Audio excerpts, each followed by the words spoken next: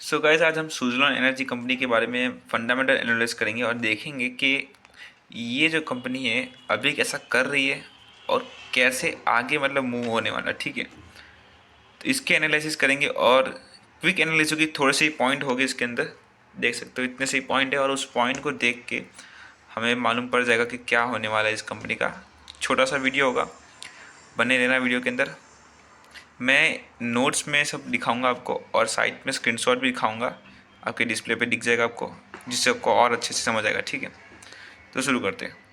तो गैस, आज है 22/1/24 और इस समय इसका प्राइस चल रहा है 41.80 रुपीज़। ओके, सुजलॉन एनर्जी का। ओके, तो इसकी जो इंटरसिक्ट एनर्जी वैल्यू होती है वो है 37.8, मतलब कि एक्चुअल वैल्यू उसकी इतनी होनी चाहिए उसके परफॉर्मेंस के बेस के ऊपर। ठीक है, तो इससे थोड़ा सा ज़्यादा है अभी जो चल रहा है। ठीक है, मतलब 4 रुपये कुछ ज़्यादा है, मतलब ओवर वैल्यू है। ठीक है, बट इतना नहीं है, सिर्फ 4 है तो ये चलेगा। बाकी कंपनी की बहुत ज़्यादा भी होती है, 100-200 ओवर वैल्यू भी हो जाती है, तो कोई नहीं, ये मेरे ख्याल से सही रहेगा। ठीक है, ये तो मेरे ख्याल से चलो ठीक है, इसको हम टिक करेंगे, फिलहाल के लिए टिक रखेंगे। दूसरी जगह पे दूसरा पॉइंट है पीई, मतलब पीई रेशियो क्या होता है?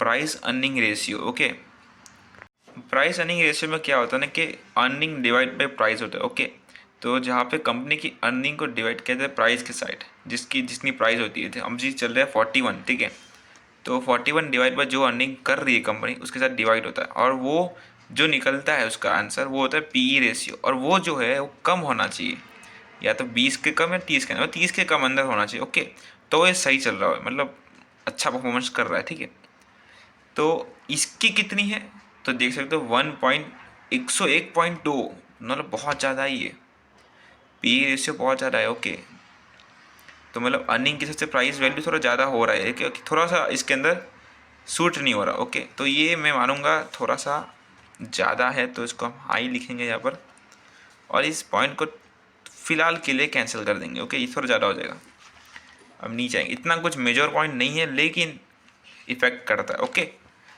तीसरे पॉइंट पे आएंगे, जो है पीबी, मतलब प्राइस बुक रेशियो। ओके, मतलब इसकी book value. Okay, book value कितनी होती है वो मालूम पड़ता है। तो बुक वैल्यू जो होती है इसकी है 50.9। ओके, इसका भी सेम है कि 20-30 के अंदर होना चाहिए तो बेस्ट रहता है।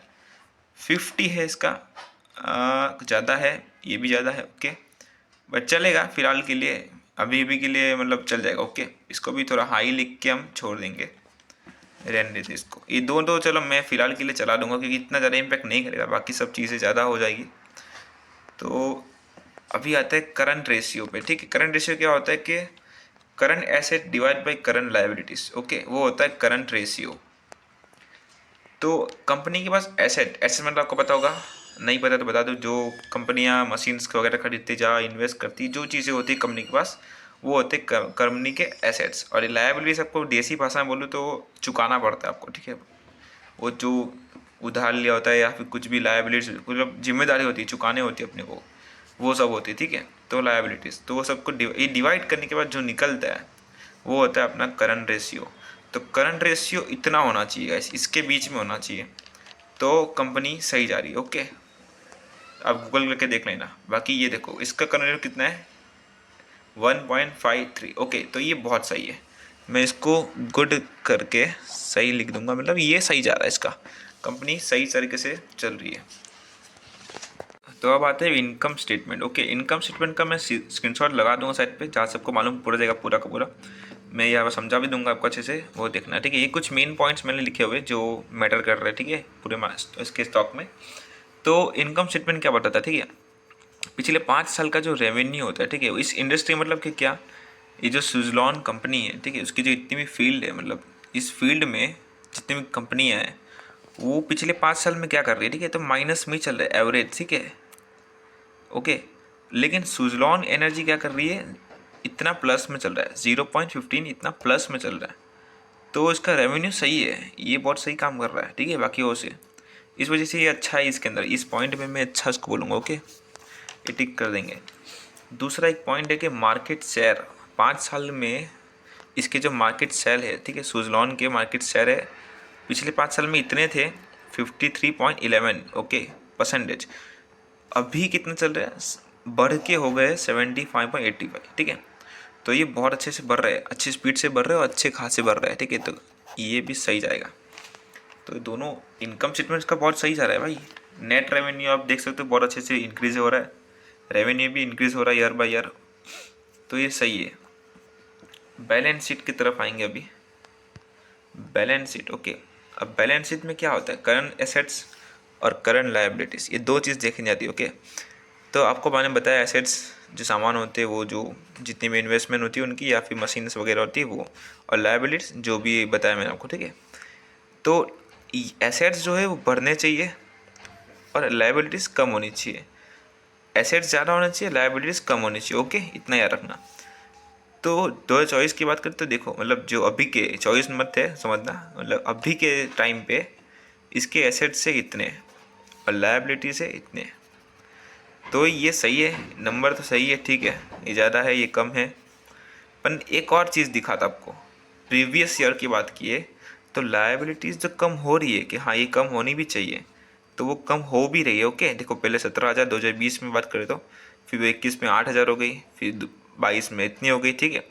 लेकिन एसेट्स जो है वो बढ़ने चाहिए। तो प्रीवियस ईयर की बात करो तो ये थोड़े बढ़ तो नहीं रहे, मतलब कम हो रहे, थोड़े से कम हो रहे, ठीक है। स्पीड से बढ़ नहीं रहे, कम हो रहे, ओके। तो ये देखा 600 था, 600 था, यहाँ पे 6,400 हो गया और अभी 5,500 हो गया, तो ये थोड़े कम हो रहे, ओके। तो यहाँ पे ध्यान रखना। बाकी तो बहुत सही है, इसका लायबिलिटीज़ कम है करंट एसेट्स से, बाकी एसेट्स कम हो रहे हैं, ठीक है। अभी ये एसेट्स कम हो रहे तो क्या उनके पास कैश नहीं है, तो ये देखने के लिए हम पीछे जाएंगे, अगले पेज में हमने इसका बनाया हुआ है।